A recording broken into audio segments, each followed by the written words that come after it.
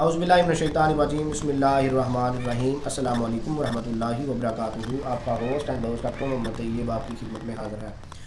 आज हम बात करेंगे हेपेटाइटिस बी के हवाले से। उससे पहले आपसे रिक्वेस्ट है कि डॉक्टर हेल्थ ऑफिशियल को सब्सक्राइब करें, बेल आइकन को क्लिक करें। Bundle of thanks. Hepatitis B एक ख़तरनाक बैनुल-अक़वामी बीमारी है। ये जिगर के अचानक काम बंद करने से हो सकती है, जैसे फुलमेंटन हेपेटाइटिक फेलियर कहते हैं। इससे हर साल दुनिया में 2 लाख से 3 लाख लोग मुब्तला होते हैं।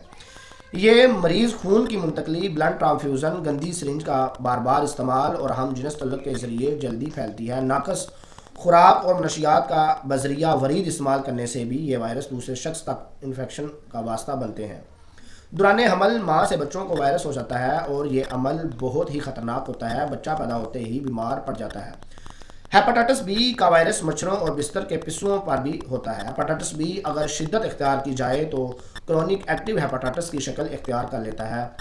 इससे जिगर को बहुत ज़्यादा नुकसान पहुंचता है और क्रोसिस ऑफ लीवर, जिगर में पानी भर जाता है और खुराक की नाली से मैदे में ब्लीडिंग होती है और ये मरीज़ मौत का सबब बन जाता है।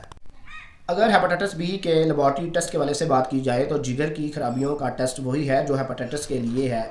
HbSAg देखें, अगर मिल जाए तो इसकी मुकम्मल वायरस हिस्ट्री तैयार की जाए। DNA HBV बहुत ज़्यादा हसास वायरस की तब्दीली को ज़ाहिर करते हैं और टेंट्स के ज़रिए मालूम कर सकते हैं कि HbSAg और वायरस की इन्फेक्शन के 6 हफ्ते या 3 माह में ज़ाहिर होती है, फिर वो गायब हो जाती है।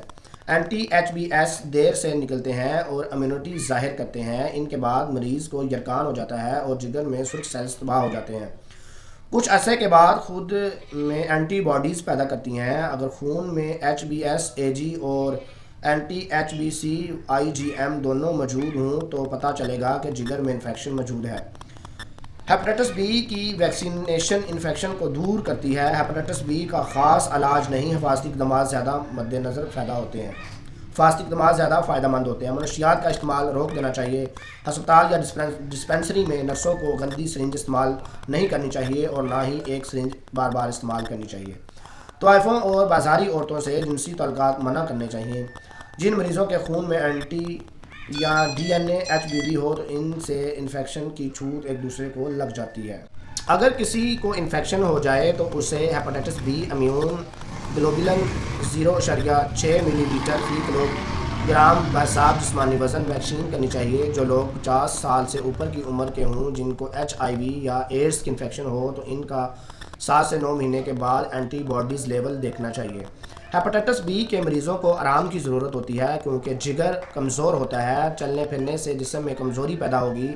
लिबास साफ़ रखना चाहिए। चिकनाई वाली खाने मसलन गोश्त, अंडा और दूध वगैरह इस्तेमाल नहीं करना चाहिए, बल्कि हल्की ग़िज़ा खानी चाहिए ताकि जिगर पर फैट बढ़ जाएगा और फैटी लीवर हो जाएगा। बहुत शुक्रिया हमारा यूट्यूब चैनल देखने के लिए। डॉक्टर हेल्थ ऑफिशियल को सब्सक्राइब करें, बेल आइकन को क्लिक करें। Bundle of thanks.